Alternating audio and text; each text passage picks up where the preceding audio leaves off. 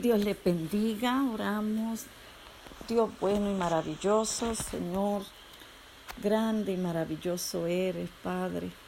Te doy gracias en este momento por todas tus bendiciones, Señor. Te doy gracias, Padre, porque en este momento me das el privilegio, Señor, y la oportunidad, Padre mío, de llevar tu palabra, de enseñar tu palabra, Señor, esperando que esta palabra cale hondo en los corazones, Señor, que la van a escuchar, mi Dios, y que tú hagas cosas poderosas a través de ella, porque tu palabra nunca torna atrás vacía, tu palabra hace algo especial. Señor, gracias por todo. Todo te lo pido, Padre, en el nombre de tu Hijo Jesucristo. Amén, amén y amén. Hoy vamos a estudiar la lección número 14, que se encuentra en Primera de Juan 2, versos 3 al 29.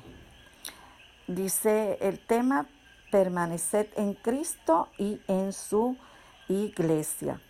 Cuando hablamos de permanecer, permanecer viene del latín permanere. Quiere decir estar en un mismo sitio. El sitio, el lugar donde tiene que estar el cristiano es en Cristo. Tiene que permanecer en su amor. Estar en Él debe ser nuestra meta, porque fuera de Él no hay nada que valga la pena. Jesús mismo dijo en Juan 15:5, yo soy la vid, vosotros los pámpanos. El que permanece en mí y yo en él, éste lleva mucho fruto, porque separados de mí nada podéis hacer. Si permanecéis en mí y mis palabras permanecen en vosotros, pedid todo lo que queréis y os será hecho. Para decir que permanecemos en Dios, tenemos que permanecer en su palabra.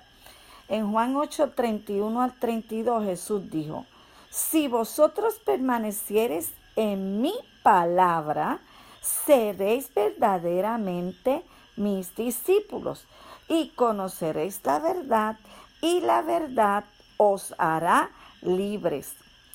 La inconstancia en la palabra, que quiere decir permanecer en la palabra un día y al otro día estar fuera de ella por la incredulidad, nos trae una vida de fracasos espirituales.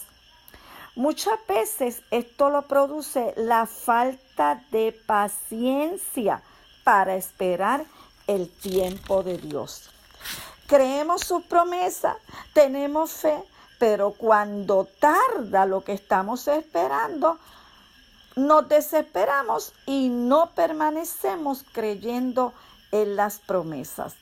Colosenses 1:23 dice, si en verdad permanecéis fundados y firmes en la fe y sin moveros de la esperanza del evangelio que habéis oído. ¿Fe en qué? En la palabra, que es el evangelio.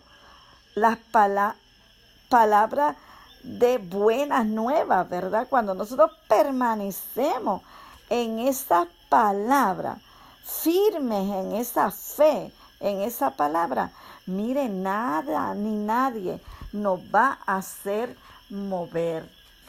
La afirmación fundamental dice, la fidelidad de Dios para cada creyente debe ser correspondida de manera que la iglesia pueda representar a Cristo efectivamente.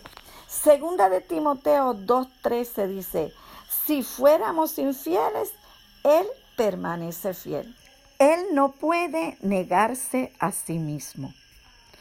Dios siempre es fiel, porque eso es parte de su naturaleza.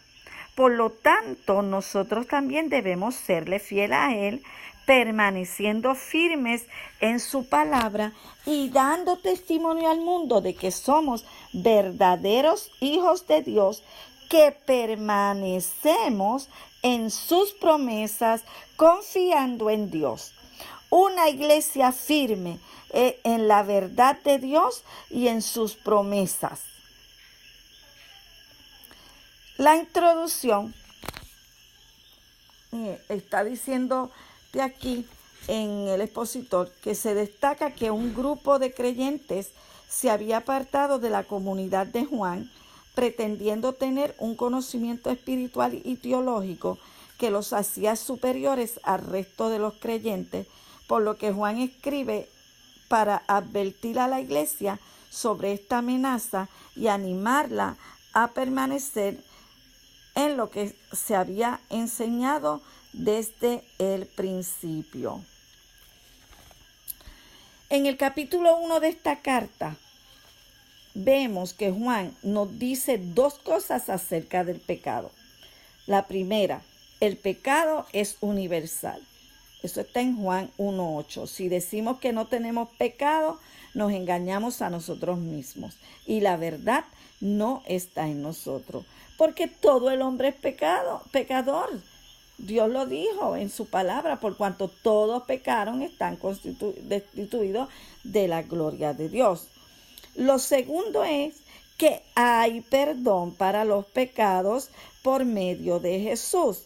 Juan 1:9 dice, si confesamos nuestros pecados, Él es fiel y justo para perdonar nuestros pecados y limpiarnos de toda maldad. No podemos utilizar estas dos afirmaciones para pensar en el pecado con ligereza. ¿De qué nos sirve? Algunos dicen, ¿de qué nos sirve luchar contra algo que es inevitable en la naturaleza humana? Algunos, pues, eso está en nosotros y nosotros siempre vamos a pecar, dicen algunos, ¿verdad? Otro dice, además, si hay perdón de pecado, ¿para qué preocuparse si Dios nos va a perdonar? A la vista de esto es que Juan tiene dos cosas que decir. La primera es, el cristiano tiene que guardarse de pecar. Dice, hijitos míos, estas cosas os escribo para que no pequéis. Juan nos manda a no pecar. Cuando le entregamos nuestros corazones a Dios, podemos permanecer fieles a Dios, porque Él nos limpia de todo pecado y quita la naturaleza pecaminosa de nosotros y de nuestra vida y nos pone su naturaleza. ¿Cómo puede el hombre, un pecador, entrar alguna vez a la presencia de Dios? Ese problema se resuelve a través de Jesucristo. Cuando reconocemos nuestros pecados y los confesamos a Dios, entonces a través de su Hijo Jesucristo recibimos perdón. Juan nos presenta dos grandes palabras acerca de Jesucristo. Primero dice que Él es nuestro abogado, el Paracletos. Quiere decir alguien que es llamado al lado de uno para ayudar, para sustentar y sobre todo para ser testigo a nuestro favor. Mire, Satanás es el único acusador. Al contrario, Jesús alienta al creyente sencillo y piadoso. Matthew Henry dice, tenemos así una exhortación equilibrada, ya que al mismo tiempo que recibimos la seria advertencia de no pecar, también recibimos el consuelo de no desconfiar.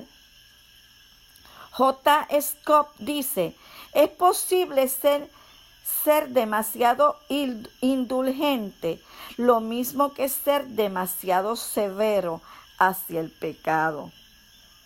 Una blandura excesiva hacia el pecado podría ser un incentivo para pecar. Por otro lado, una excesiva severidad podría equivaler a negar la posibilidad de que un cristiano que peque se pueda levantar y restaurar y negarle el perdón. Él es nuestra, la otra palabra que Juan nos dice acerca de Jesús, ¿verdad? Primero era que era nuestro abogado. Ahora dice que Él es nuestra propiciación por el pecado. Él fue el sacrificio, la víctima por nuestro pecado. Qué lindo, ¿verdad? Que Él tomó nuestro lugar.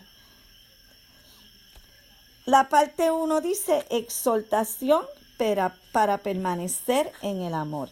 Y la parte A dice un nuevo mandamiento. Primera de Juan 2, 3 al 7.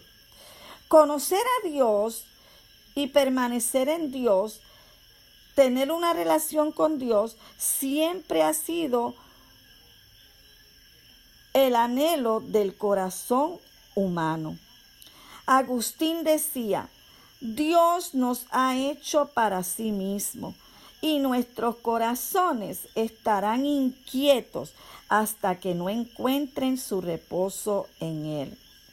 Barclay dice que en el mundo antiguo había 3 líneas de pensamientos en relación con el conocimiento de Dios.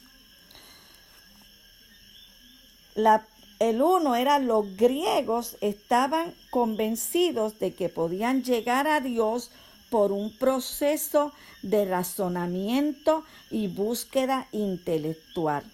Ellos glorificaban el intelecto.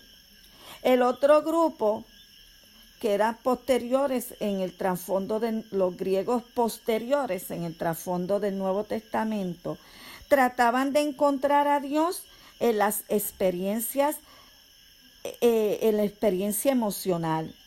Pretendían encontrar a Dios con una experiencia anormal, sobrenatural, y su objetivo era escapar de la vida ordinaria. Y la otra, la manera judía de conocer a Dios, que estaba íntimamente relacionada, ¿verdad?, con la manera cristiana, se llega al conocimiento de Dios no a través del conocimiento que viene a través de la especulación humana, ni por una experiencia exótica de emoción, sino por la propia revelación de Dios. El Dios es el Dios que se revela a sí mismo.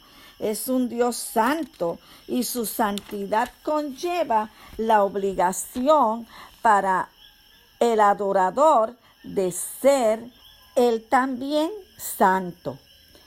Brook dice, Juan no puede concebir ningún conocimiento real de Dios que no desemboque en la obediencia, ¿verdad? Estamos en los textos que dicen, y en esto sabemos que nosotros le conocemos a Él si guardamos sus mandamientos. El que dice yo le conozco y no guarda sus mandamientos, el tal es mentiroso y la verdad no está en él. Pero el que guarda su palabra, en este verdaderamente el amor de Dios se ha perfeccionado. Por esto sabemos que estamos en él. El que dice que permanece en él debe andar como él anduvo. Juan afirma que la única manera en que podemos decir que conocemos a Dios es obedeciéndole. Y la única manera en que podemos mostrar que estamos unidos a Cristo es imitándole, andando como Él anduvo. ¿Cuál es la verdadera prueba de un amor sincero? Mire, complacer al amado, especialmente cuando se trata de agradar a Dios. Así que la prueba del conocimiento íntimo, ¿verdad?, del amor de Cristo está en la observancia de sus mandamientos. Por eso, el que dice que lo ama y no guarda sus mandamientos es mentiroso. Para amar a una persona hay que conocerla. El conocer una persona conlleva relación, intimidad. Si conocemos verdaderamente a Dios, mire, nos vamos a enamorar de Él y nuestra vida no va a ser la misma. Cuando se ama, se quiere agradar y complacer a la persona amada. Cuando en el verso 5 dice que el amor de Dios se ha perfeccionado en los que guardan su palabra, no se refiere a nuestro amor a Él, sino que cada vez más nosotros nos damos cuenta de ese amor tan grande que Dios ha tenido y tiene por nosotros. Cuando nuestra visión del amor de Dios se va ampliando en nuestras vidas y comprendemos ese amor tan grande que no tiene explicación, que sobrepasa nuestro entendimiento. Mire, nuestro amor por Él también va a comenzar a crecer cada vez más y nuestro deseo de hacer su voluntad, agradándolo en todos nuestros caminos y andando como Él anduvo. Al principio les hablé de lo que quiere decir permanecer, que era estar en un mismo sitio. Una vez leí el testimonio de una hermana que le estaba pidiendo a Dios que la enseñara a vivir en el Espíritu para operar con más plenitud en el poder sobrenatural. Ella escuchó la voz de Dios que le dijo: en la estabilidad está el poder. ¡Wow! Eso es lo que Dios desea de nosotros, que seamos estables en Él, que no nos muevan las tormentas de la vida, que no nos muevan otros vientos de doctrina, que no nos muevan las emociones, que no nos mueva ninguna persona. Tenemos que permanecer en su palabra y que nada ni nadie pueda conmover nuestra fe. La parte B dice la ley y las tinieblas. Primera de Juan 2, 7 al 11, que dice: hermano, no os escribo mandamiento nuevo, sino el mandamiento antiguo que habéis tenido desde el principio. Este mandamiento antiguo es la palabra que habéis oído desde el principio. Y usted siga, ¿verdad?, leyéndolo en la Biblia. Barclay nos dice: mucho de esta carta es una advertencia y reprensión. Es tan fácil cuando se está advirtiendo a otros poner un tono frío o crítico y hasta complacerse en ver cómo se sienten los que se están reprendiendo, ¿verdad? Pero Juan, aun cuando tiene que hacerlo, su voz tiene un acento de amor. Él había aprendido la lección que debe aprender todo padre, todo predicador, todo maestro o líder, a decir la verdad con amor, como Dios nos habla a nosotros, ¿verdad? Con amor. Juan aquí nos habla de un mandamiento que es al mismo tiempo viejo y nuevo, como si fuera una contradicción, pero en realidad no hay ninguna contradicción.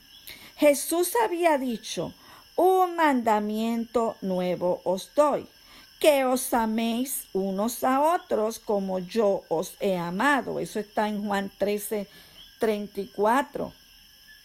¿En qué sentido era ese mandamiento tanto antiguo como nuevo? Era antiguo porque ya estaba en el Viejo Testamento. En Levítico 19:18 Dios dijo: amarás a tu prójimo como a ti mismo.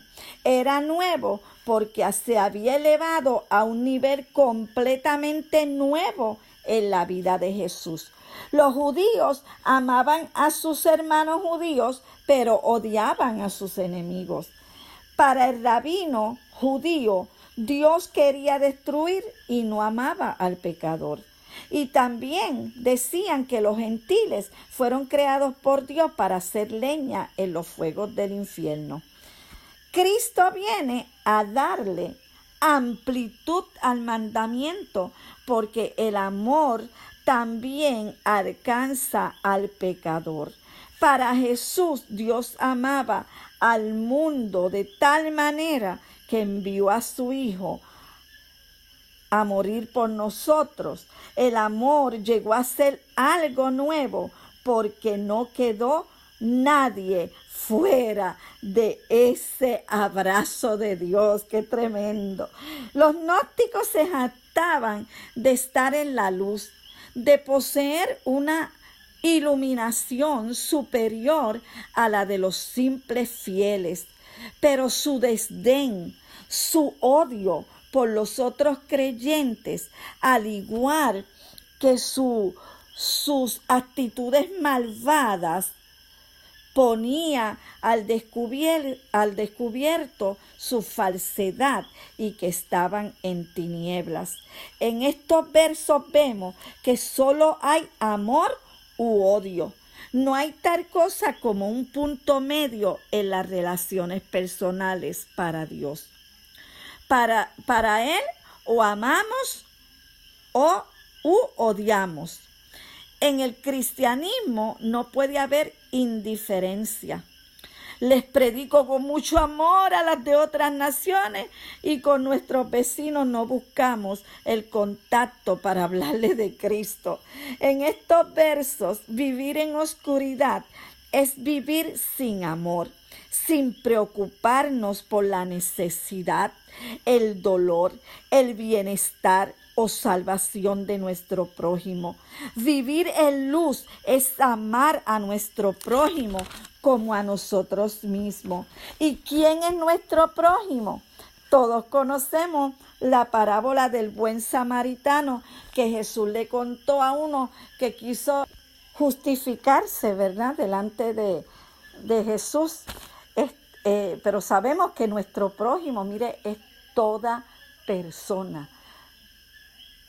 Aunque sean, nosotros se supone que no tengamos enemigos, pero si algunos nos consideran enemigos, nos consideran a nosotros sus enemigos, como quiera, nosotros lo tenemos que amar. Cuando permanecemos en amor, en luz, no hay tropiezos en nuestra vida.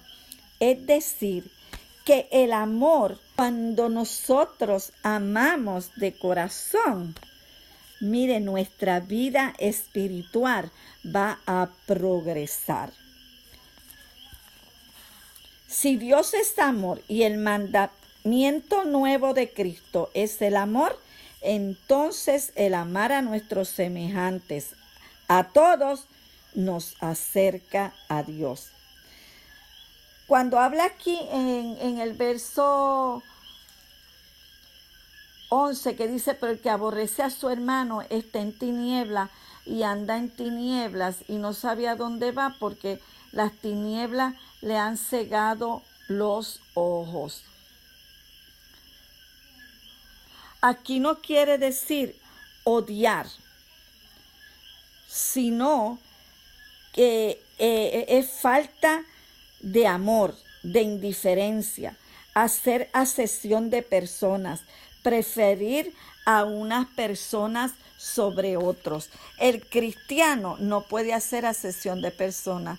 El cristiano tiene que amar a todo el mundo por igual, como Cristo, ¿verdad?, nos amó a nosotros. Así nosotros tenemos que amar a todos los demás sin distinción de persona. Ahora dice la parte 2, advertencia contra los que han abandonado la comunidad. Y la parte A dice, ánimo a los distintos grupos de la iglesia. Y ahora son los versos del 12 al 14. Estos versos tienen diferentes interpretaciones. Ahí no se han puesto de acuerdo los teólogos, ¿verdad?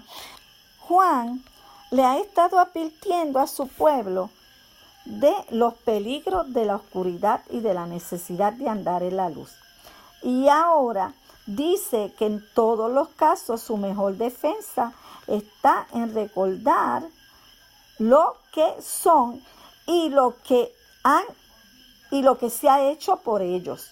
Sean quienes sean, sus pecados le han sido perdonados. Sean quienes sean, conocen al que es desde el principio. Sean quienes sean, tienen la fuerza que pueden enfrentarse al maligno y vencerle. Juan utiliza 3 títulos para dirigirse a quienes escribe. Los llama hijitos. En el versículo 12 la palabra griega es teknia y en el versículo 13 es padía. Tequía indica un niño pequeño de edad y paidía un niño pequeño en experiencia y por tanto necesitando de enseñanza y disciplina. Los llama padres, los llama jóvenes. La cuestión es a quién está escribiendo Juan. Se han propuesto 3 propuestas. La primera, se ha sugerido que debemos tomar estas palabras como representando a 3 grupos de edades en la iglesia: niños, padres y jóvenes. Los niños tienen la dulce inocencia de la niñez y del perdón. Los padres tienen la sabiduría madura que se alcanza con la experiencia cristiana y los jóvenes tienen la fuerza que les permite ganar su batalla personal con el maligno. Es de lo más atractivo, pero 3 razones nos hacen dudar de adoptarlo como único sentido del pasaje. La primera, hijitos, es una de las expresiones favoritas de Juan. La usa también en el capítulo 2:1 y en otros sitios, y está claro que en los otros casos no está pensando en niños en términos de edad, sino en cristianos de los que él mismo es el Padre espiritual. Para entonces debe de encontrarse muy cerca de los 100 años de edad, ¿verdad? Juan ya era bien ancianito y todos los miembros de su iglesia pertenecían a una generación mucho más joven y para él eran todos niñitos, de la misma manera que un maestro o profesor puede seguir hablando de sus chicos cuando ya son hombres hechos y derechos. Se ha sugerido que hemos de encontrar aquí 2 grupos. El razonamiento en que hijitos o niñitos describe a los cristianos en general y que los cristianos en general se dividen en 2 grupos, los padres y los jóvenes, es decir, los jóvenes y los ancianos, los maduros y los que no lo son todavía. Eso es perfectamente posible porque el pueblo de Juan debe de haberse acostumbrado hasta tal punto a que él los llamara hijitos míos que no relacionarían esta expresión con una edad determinada y todos se incluirían en esta categoría. Se sugiere que en cada caso las palabras incluyen a todos los cristianos y que no se pretende ninguna clasificación. Todos los cristianos parecen chiquillos porque todos pueden recuperar la inocencia por el perdón de Jesucristo. Todos los cristianos son como padres plenamente maduros, responsables que pueden pensar y aprender su camino cada vez más profundamente hacia el pleno conocimiento de Jesucristo. Y todos los cristianos son como los jóvenes, con una energía vigorosa para luchar y ganar sus batallas contra el tentador y su poder. Podemos empezar por tomar estas palabras como una clasificación de los cristianos en 3 grupos por edades, pero llegamos a ver que las bendiciones de cada grupo son de todos los grupos y que cada uno de nosotros se haya incluido en todos los grupos. Aquí se presentan 3 dones que Dios da a todos los hombres. Primero, el don del perdón por medio de Jesucristo, ¿verdad? Por medio del nombre de Jesucristo hemos tenido la salvación. Está también el don del creciente conocimiento de Dios. Sin duda Juan estaba pensando en su propia experiencia. Ya era un hombre muy anciano. Estaba escribiendo alrededor del año 100 después de Cristo. Había vivido con Cristo 70 años en los cuales había pensado en Él y llegado a conocerle mejor de día en día. Y el último don está el don de la fuerza victoriosa. Juan considera la lucha con la tentación como una lucha personal. Seguramente no hay nadie que no haya experimentado el ataque del tentador, el asalto personal sobre su virtud o su lealtad. Es en Cristo en quien recibimos el poder para vencer cualquier ataque que nos presente el enemigo. Ahora viene la parte B, advertencia contra el mundo y los anticristos. Primeras de Juan 2, 15 al 23. En estos versos Juan exhorta a sus lectores a que permanezcan separados del mundo, no siguiendo el mundo creado por Dios. Aquí mundo representa el sistema mundano de criterios y aptitudes que se oponen bajo el dominio de Satanás a todo lo que Dios y Jesucristo enseña.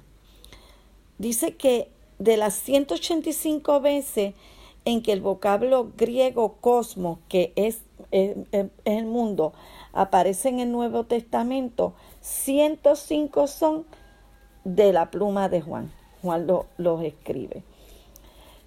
No amar al mundo, ¿no?, es negar nuestro afecto a lo mundano y separarnos de todo lo que el mundo ofrece. En ese verso dice: no améis al mundo ni las cosas que están en el mundo. Si alguno ama al mundo, el amor del Padre no está en él. Porque todo lo que hay en el mundo, los deseos de la carne, los deseos de los ojos y la vanagloria de la vida, no provienen del Padre, sino del mundo. Y el mundo pasa y sus deseos, pero el que hace la voluntad de Dios permanece para siempre. El amor de Dios no puede coexistir con el amor al mundo en el corazón de una persona. El versículo 16, Juan detalla las 3 clases de concupiscencia, y concupiscencia es deseo carnal, ¿verdad?, que habla la Biblia. Esto lo vemos primero en la tentación de Eva, ¿no? En la tentación de Eva y en la tentación de Jesús se ven estos 3 deseos, ¿no? Lo primero está los deseos de la carne, son los deseos de los sentidos, los apetitos de la carne, sin tener en cuenta la ley de Dios. Ahí caen los pecados sexuales, los pecados de la carne, ¿verdad? Por ejemplo, en Eva, en la tentación de Eva, dice que vio la mujer que el árbol era bueno para comer, deseo de la carne. Y cuando fue Jesús, la tentación de Jesús, Satanás le dice, si tienes hambre, haz que estas piedras se conviertan en pan, ¿verdad? Era para satisfacer unos deseos de la carne. Está el deseo de los ojos, que es la codicia de los ojos, todo ese pecado que entra de lo que vemos, es dejarse cautivar por las apariencias, en contraste de lo que dice la Biblia, que mire que no busquemos las cosas que se ven, sino las que no se ven, porque estas son eternas. En Eva vimos que decía que era agradable a los ojos.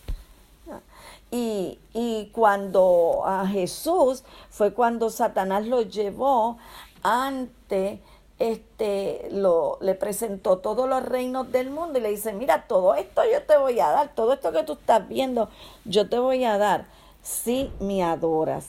Y el último, la vanagloria de la vida, que es la ostentación de la opulencia. El hombre mundano trata de exaltarse a sí mismo, tener más que nadie y valer más que nadie. Quiere fama, quiere gloria, ¿verdad? Y aquí en la tentación de Eva dice que el árbol era codiciable para alcanzar la sabiduría. Ustedes saben que Satanás le dijo a Jesús, no, si ustedes comen esa fruta, mira, van a ser como Dios, ¿verdad? Quiso gloria. Y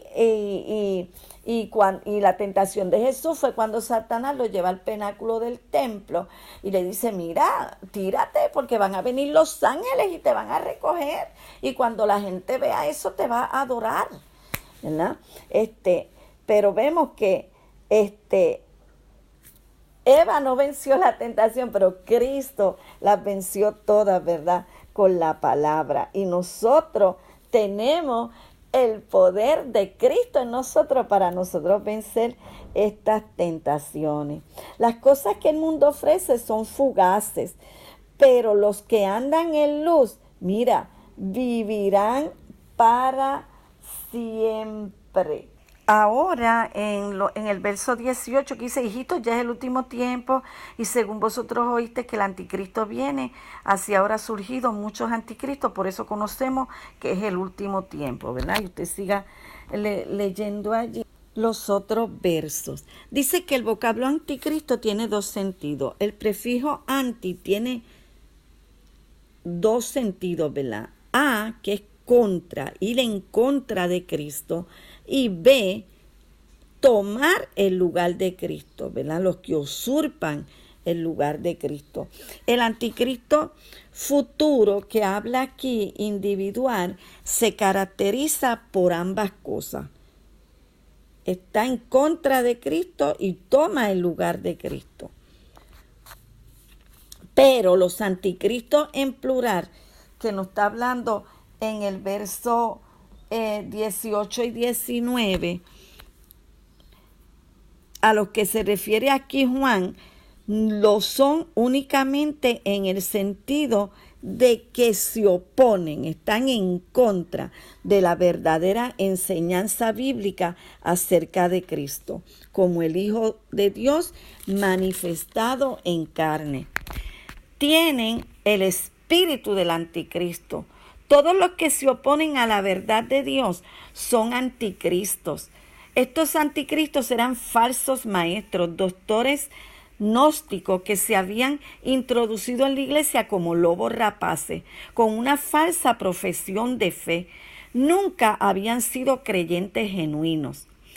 En el expositor, en la página 129, dice, desde el primer capítulo Juan está mencionando unos detalles de lo que ese grupo alegaba, que ellos decían que tenían comunión con Dios, en los versos 1, capítulo 1, verso 6, que no cometían pecado, en el verso 1:8, que conocen a Dios, el verso 2:4, que están en Dios, el verso 2:6, que están en luz, verso 2:9, y que aman a Dios 4:20. Sin embargo, esos creyentes se habían alejado de la sana doctrina del mensaje de Jesús y los apóstoles enseñando que los apóstoles, habían enseñado desde el principio.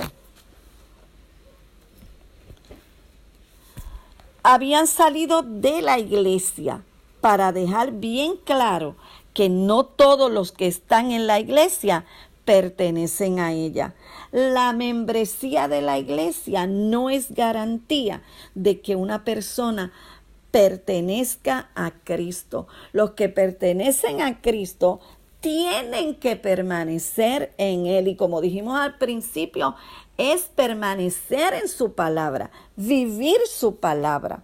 En el versículo 20, pero vosotros tenéis la unción del Santo y conocéis todas las cosas. Juan le recuerda al pueblo de Dios que todos ellos, ¿verdad? Que todos nosotros tenemos el conocimiento porque tenemos a Cristo y al Espíritu Santo que nos da esa sabiduría para entender la palabra y nos declara toda la verdad. Y Juan les dice que no tenían que sentirse inferiores de aquellos falsos maestros gnósticos que creían que tenían un conocimiento especial secreto que no tenían los cristianos ordinarios. Ellos miraban a los otros cristianos por encima del hombro. Pero Juan dice, no, mira, las cosas esenciales de la fe son posesión de todos los creyentes, porque todos hemos visto como personas, ¿verdad?, que a veces no tienen estudio y Dios los utiliza poderosamente interpretando las profundidades de la palabra, porque todos tenemos el Espíritu Santo, ¿verdad?, que nos enseña, que nos da esa sabiduría para entender la palabra. Solamente tenemos, que activar esa verdad que conocemos, esa palabra que conocemos para que sea efectiva en nuestra vida. En los versos 22 y 23 dice, ¿quién es el mentiroso sino el que niega que Jesús es el Cristo? Este es el anticristo, el que niega al Padre y al Hijo. Negar que Jesús es el Cristo es la mentira más grande de todas las mentiras. Todas las religiones que niegan a Cristo están negando al Padre. Algunos dicen, nosotros no tenemos las mismas ideas de Jesús, pero tenemos las mismas doctrinas de Dios. Juan dice que eso no es una postura, que eso es una postura imposible. Ninguna persona puede negar al Hijo, creer que es Dios y pretender tener al Padre. Porque Jesús dijo, yo soy el camino, yo soy la verdad, yo soy la vida y nadie viene al Padre si no es por mí. En la parte 3 dice exhortaciones finales del capítulo y la parte A dice permanecer en lo que han aprendido. Primera de Juan 2 del 24 al 27. Lo que ellos habían escuchado desde el principio, ¿verdad? Principio es desde su conversión. Era la predicación apostólica sobre la persona y obra de Jesucristo, ¿verdad? Porque el texto dice, lo que habéis oído desde el principio permanezca en vosotros. Si lo que habéis oído desde el principio permanece en vosotros, también vosotros permaneceremos en el Hijo y en el Padre.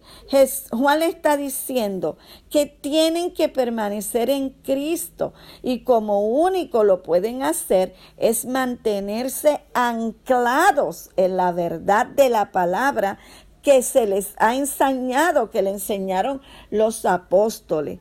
Tienen que estar en esa comunión con la palabra, que es la que los va a santificar para poder vivir una vida unida al Hijo y al Padre y esperarlo hasta su venida. La Biblia dice, sin santidad nadie verá al Señor. ¿Y quién es el que nos santifica? El Espíritu Santo, pero ¿a través de qué? A través de la palabra. La palabra es lo más importante. La palabra es la que nos...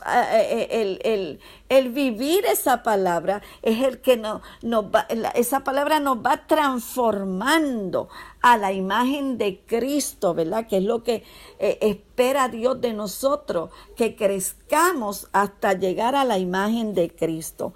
Él nos promete esa vida eterna con Él, esa vida maravillosa donde no va a haber llanto, ni dolor, ni enfermedad, ni tristeza, solamente una vida llena de gozo y de paz. Los versos 26 y 27 que dice: os he escrito esto sobre los que os engañan, pero a la unción que vosotros recibisteis de Él permanece en vosotros y no tenéis necesidad de que nadie os enseñe. Nos dice el expositor que este verso 27 ha sido malinterpretado y algunos enseñan que ya no hay que estudiar la Biblia, ni sujetarse a líderes, ni a pastores, ni ser enseñados por nadie. Pero este texto lo que dice es que se escribió, como dice el 26, por los que os engañan. La iglesia no necesitaba la enseñanza de estos falsos maestros gnósticos que habían abandonado la comunidad. Ellos tenían la unción del santo, ¿verdad? La iglesia tenía la unción del santo y estos hombres que se fueron, mire, no hacían falta porque no eran hombres de Dios, no eran hijos de Dios. Barclay dice que en el verso 24 dice que lo que habéis oído desde el principio permanezca en vosotros. Y en el versículo 27, pero la unción que recibisteis de Él permanece en vosotros.